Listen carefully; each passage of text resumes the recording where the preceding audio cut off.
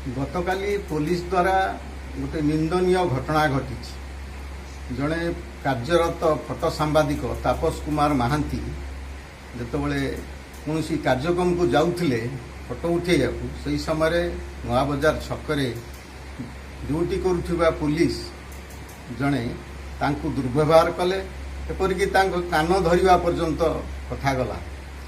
यही प्रकार दुर्व्यवहार सांबादिक मानक ऊपर हवा एटा निंदनीय प्रथम कथा।